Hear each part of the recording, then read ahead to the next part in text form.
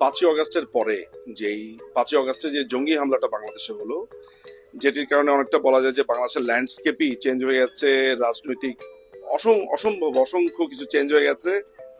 এরপর থেকে আমি আর বাংলাদেশে যেতে পারি না। আমার বিরুদ্ধে প্রায় 150টি হত্যা মামলা রয়েছে, যদিও সেই সময় আমি ভারতে অবস্থান করছিলাম আমার মার চিকিৎসার জন্য।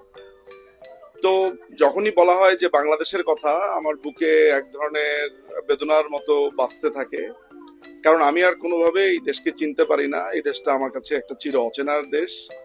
এটিকে আমি আসলে খুবই স্বাচ্ছন্দ্য বোধ করি এখন পূর্ব পাকিস্তান বলতে, কারণ এটি একটি পূর্ব পাকিস্তান হয়ে যাচ্ছে। পাকিস্তানের একজন খুনে এক অফিসার ছিল মুক্তিযুদ্ধের সময়, আর তার নাম হচ্ছে সিদ্দিক সালিক। সিদ্দিক সালিক তার উন্ডেড প্রাইড গ্রন্থে বলেছিল যে, সেকেন্ড পাতাতে এই কথাটি বলেছিল যে আজ হোক কিংবা কাল হোক তারা পাকিস্তানকে রিগেইন করবেই। এবং সে যখন ভারতের কারাগারে প্রিজনার অফ ওয়ার হিসেবে বন্দী ছিল, তখনকার স্মৃতিকথাতে এই কথাটি বলেছে। তো আজকে বহু বছর পর মনে হলো যে সে তার কথা রেখেছে, বাংলাদেশকে সে আবার রিগেইন করেছে এবং পূর্ব পাকিস্তান বানিয়েছে।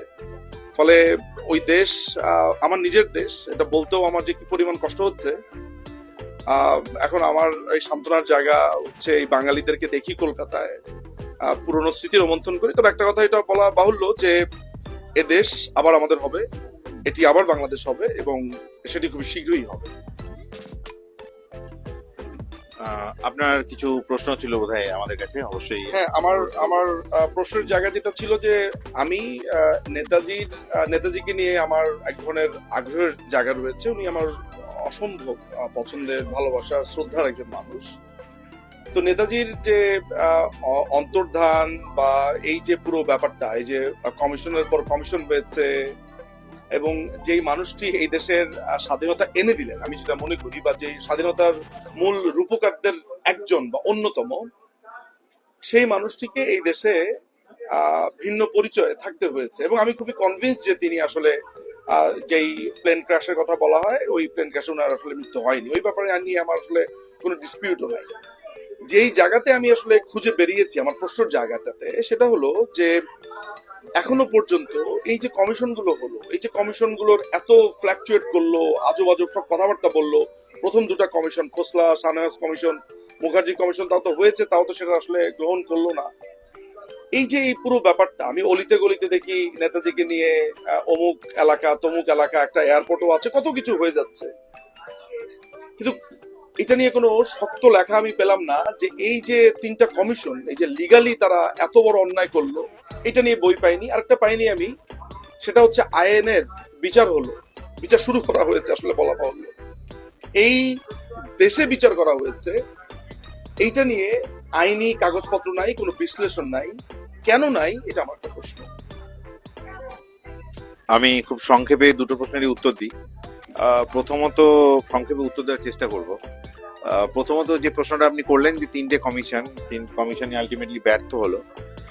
দেখুন, সেই অর্থে বলতে গেলে পৃথিবীর সমস্ত বিপ্লবই ব্যর্থ হয়েছে। তো প্রত্যেক বিপ্লবের পরই এমন একজন নায়ক হয়ে এসছে যে পরবর্তীকালে হয়তো ডিক্টেটরশিপ আবার নিয়ে এসছে, আবার বিপ্লব হয়েছে। সুতরাং ব্যর্থ শব্দটা ঠিক নয়, এই কারণে ঠিক নয়, যে কমিশন বা যে কমিটি যত আগে হয়ে যে কাজ করেছে, ইনভেস্টিগেট করেছে, সে তত বেশি ইনফরমেশন গ্যাদার করতে পেরেছে। তো সেই অর্থে শাহনওয়াজ কমিটি হ্যাঁ ভার্ডিক্ট দিয়েছে যে প্লেন ক্র্যাশ, কিন্তু তার if you read between the lines, তো শাহনওয়াজ কমিটি এমন প্রচুর ডিটেল ইনফরমেশন আছে, 750 পাতার রিপোর্ট টোটাল। এক্সিবিট ছেড়ে দিলাম, এক্সিবিট তো আমরা কেউ পাইনি, খুব কিছু কিছু জিনিস পেয়েছি, কিন্তু 750 পাতার যে রিপোর্ট, সেটা এতটাই ডিটেলস যে তার মধ্যে আপনি দুপক্ষেরই স্টেটমেন্ট পাবেন। এবং শাহনওয়াজ কমিটি সরকার রিজেক্ট, ইন্দিরা গান্ধী সরকার বাই এনি মিনস রিজেক্ট করেছিল বলেই খোসলা কমিশন, সেটা না করলে হতো না। একইভাবে মোরারজি দেশাই খোসলা আর শাহনওয়াজ দুটোকে রিজেক্ট করেছিল বলেই একটা প্রয়োজন হয়তো 78-এ বোধ করেছিল যে আরেকটা কমিশন হওয়া উচিত, যেটা আলটিমেটলি গিয়ে 99-এ গিয়ে হলো।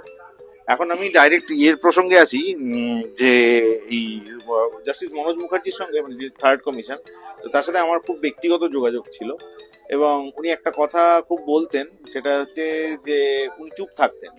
সবথেকে বড় কথা হচ্ছে উনি চুপ থাকতেন কমিশনের পরে। ওনাকে প্রচুর মিডিয়া করার চেষ্টা করেছে, কিন্তু উনি কোনোদিন সামনে আসেনি, বলেননি কোনো কথা ডাইরেক্টলি। তার মেন কারণটা হচ্ছে ওনার মনে হয়েছিল যে উনি যদি কথা বলেন তাহলে ওনার রিপোর্টটার উপর কোয়েশ্চেন উঠে যাবে। উনি যদি কোনো পক্ষ নেন যে অমুক সন্ন্যাসী সুভাষচন্দ্র কিনা, যেটার ব্যাপারে তিনি কনভিন্স ছিলেন, তাহলে তার নিউট্রালিটি নিয়ে কোয়েশ্চেন থেকে যাবে এবং তার পুরো মুখার্জি কমিশনের রিপোর্টটা রিজেক্টেড হয়ে যাবে। যেহেতু তিনি সেটা করেননি, আজও আমাদের কাছে সেই প্রভিশন আছে যে আমরা মুখার্জি কমিশন রিপোর্টটা পার্লামেন্টে তুলতে হবে এই দাবিটা করতে পারি, বিকজ তিনি একটা স্বচ্ছ ভাবমূর্তি নিয়ে তিনি আমাদের ছেড়ে গেছেন। জাস্টিস মুখার্জি যে পয়েন্টটা বারবার বলতেন যে তাইওয়ান গভর্নমেন্টের একটা রিপোর্ট আছে, যে রিপোর্টের বেসিস এখানে আলটিমেটলি তো আবেগ একটা জায়গা অব্দি আমাদের প্রত্যেককে নিয়ে নেই, তাই নিয়ে আমাদের প্রচুর আবেগ আছে, প্রচুর বই বিক্রি হয়, ঠিক আছে, প্রচুর প্রোগ্রাম করলে প্রচুর লোক হয়, ঠিক আছে, তো অনেক টাকা হয়তো কামানো যায় অনেকের ধারণা। তো সেগুলো সব হচ্ছে আবেগের প্রসঙ্গ, কিন্তু আবেগ যেখানে শেষ হয়ে যায় সেখানে আপনি তো লয়ার, সেই ব্যাপারে তো আমার কিছু বলার নেই, আপনি আমার থেকে অনেক বেশি জানেন। ডাইরেক্ট ফ্যাক্টস, হার্ড ফ্যাক্টস এর দিকে, ডকুমেন্টস এর দিকে যদি আসি, তাহলে এই মানে তাইওয়ান রিপোর্ট যেটার কথা উনি বলেছিলেন, এই রিপোর্টের উপর বেসিস করেই কিন্তু তিনি ওই ভার্ডিক্টটা দিতে পেরেছিলেন যে প্লেন ক্র্যাশ হয়নি, যেটা আগের কমিশন বা আগের সরকার কেউ কিছু বলতে পারে। এখন সেই তাইওয়ান গভর্নমেন্ট 1956 নিজেরা একটা ইনভেস্টিগেশন করে, একটা 37 পাতার রিপোর্ট আছে, মানে আমরা রিপোর্ট কথাটা ওরা ব্যবহার করছি তাই আমরা কোট অ্যান্ড কোট রিপোর্ট বলছি, but it is basically correspondence, ঠিক আছে, সিক্রেট সাইফার টেলিগ্রামস যেগুলো, কারণ আমাদের তাইওয়ানের সঙ্গে তো ডাইরেক্ট কোনো এখনো ইন্ডিয়ার কোনো মানে ডিপ্লোম্যাটিক রিলেশন নেই, পুরোটাই ব্রিটিশ কমনওয়েলথের থ্রু দিয়ে যায়। তো লন্ডনে অ্যাডাম ম্যাথিউ যে আর্কাইভ আছে, ন্যাশনাল আর্কাইভের ভেতরে, যেটা আপনি জানবেন হয়তো অ্যাক্সেস করা যায়, সেখানে তাইওয়ান রিপোর্টটা আছে। সেখানে তাইওয়ান রিপোর্টটা আজকে নয়, 2006 সাল থেকে আছে। তো জাস্টিস মুখার্জি যখন কাজ করেছিলেন তখন ওটা ক্লাসিফাইড ছিল, মানে according to his terms. Barun Sengupta এটার কথা লিখেছে। তো আমি 2023 সালে যখন যাই সেখানে গিয়ে আমি রিপোর্টটা পাই, ওই রিপোর্টটা নিয়ে এসে আমি চুপচাপ বসেছিলাম। এরকম আরো 15টা রিপোর্ট আমার কাছে আছে, এগুলো নিয়ে এখনো চুপচাপ বসে আছি। 2025 সালে হঠাৎ, মানে 25 না আরো আগে থেকেই চেষ্টা করছে বোস ফ্যামিলির একটা অংশ যে চিতাভস্মটা নিয়ে আসার। আপনি তো জানবেন জাপানে যে রেঙ্কোজি মন্দির আছে ওটা প্রাইভেট ট্রাস্ট একটা, ওটা গভর্নমেন্টের আন্ডারে পড়ে না। ওখান থেকে ওরা একটা টোকেন নিয়ে এসে স্টোরিটাকে এস্টাবলিশ করার চেষ্টা করছে চিতাভস্মটা। সেই কারণে আমরা 2025 সালের মে মাসে একটা প্রেস কনফারেন্স করি, করে তাইওয়ান রিপোর্টটা পাবলিক করি, এবং আমার এই বইতে তাইওয়ান রিপোর্টটার প্রসঙ্গটা আছে, এবং ফ্রি অফ কস্ট আমরা তাইওয়ান রিপোর্টটা মানে সার্কুলেট করি। মানে আজ অব্দি বোধহয় আমরা কত 4,500-5 হাজার বোধহয় হবে লোকজনকে আমরা সার্কুলেট করেছি তাইওয়ান রিপোর্ট। আপনাকেও পাঠাবো অবশ্যই, কারণ এটা সবারই পড়া উচিত।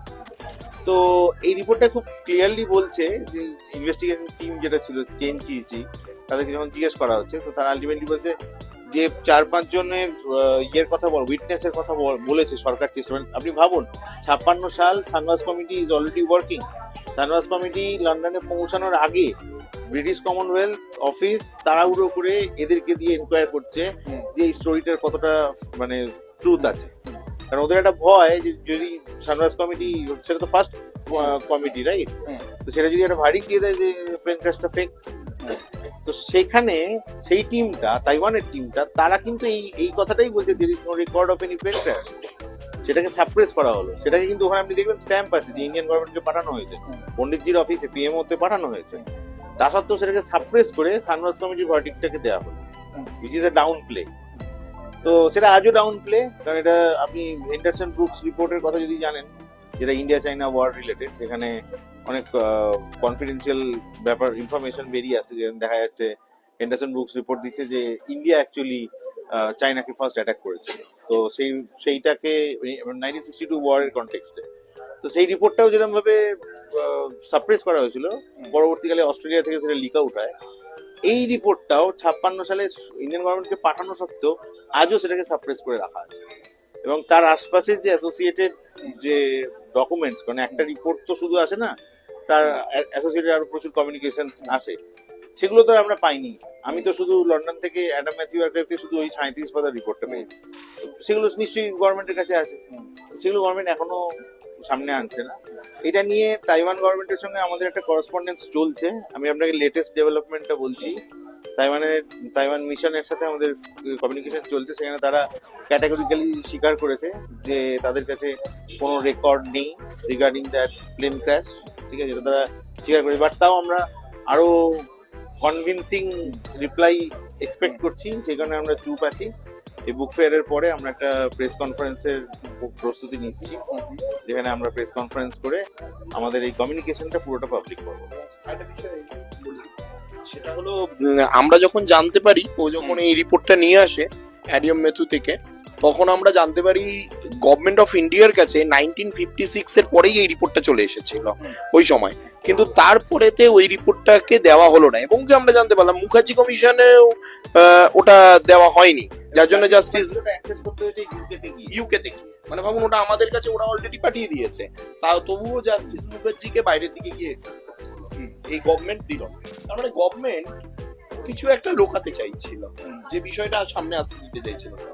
এবং পরবর্তীকালে যখন একমাত্র জাস্টিস মুখার্জি কমিশনই এমন কমিশন যারা, যেখানে বলা হয় তথাকথিত নেতাজির চিতাভস্ম রাখা আছে এবং নেতাজির ক্রেমেট হয়েছে, সেই শ্মশানেতে গিয়ে তারা ইনভেস্টিগেশন করে। সবচেয়ে গুরুত্বপূর্ণ বিষয় হলো দ্বিতীয় মহাযুদ্ধের সময় দাঁড়িয়ে সেইখানে সমস্ত রেকর্ড পাওয়া গেল সেই শ্মশানে 3 মাস আগে এবং 3 মাস পরে। তারা দেখে যে কাদের কাদের ক্রেমেট করা হয়েছে, সবার সেখানে ক্রেমেশনের সার্টিফিকেট রয়েছে, কেবলমাত্র 1945-এর 18ই আগস্টের পরে নেতাজির কোনো ডেথ সার্টিফিকেট নেই। এমনকি ওরা যেটা বলেছে যে নেতাজিকে নেতাজির নামে দাহ করা হয়নি, অন্য একটি নামে দাহ করা হয়েছিল, সেই নামেও কোনো ডেথ সার্টিফিকেট তারা পায়নি।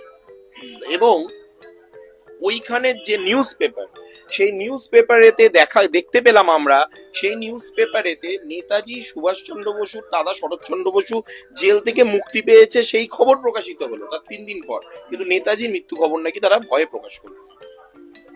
সুতরাং তাইওয়ান রিপোর্টটা এই কারণে আমরা জোর দিচ্ছি, কারণ আলটিমেটলি প্লেন ক্র্যাশটাই, মানে কারণ জাস্টিস মুখার্জির যে পয়েন্টটা ছিল যে 85 স্টোরি তো আমি বুঝতে পারলাম, কিন্তু যদি এই গ্যাপটাকে আমরা ফিল না করতে পারি, সুপ্রিম কোর্টে কি অ্যান্সার দেবো? Because hand writing is the circumstantial evidence, direct evidence নয়। তো এখানেও আমাদের একটা পয়েন্ট বলার, সেটা হচ্ছে আপনি বোধহয় জানবেন, খবর তো আপনি জানবেন, সক্রেটিসের একটা মামলা হয়েছিল, সক্রেটিসকে নিয়ে বোধহয় 10 বছর আগের একটা কেস, যেখানে আপনি নেটে দেখলে পাবেন যে ভ্যাটিকান সিটি আলটিমেটলি অ্যাডমিট করছে যে এটা একটা রং ভার্ডিক্ট ছিল সক্রেটিসকে ইমপ্রিজন করাটা। সেখানে এত বছর তো সক্রেটিস বেঁচে নেই,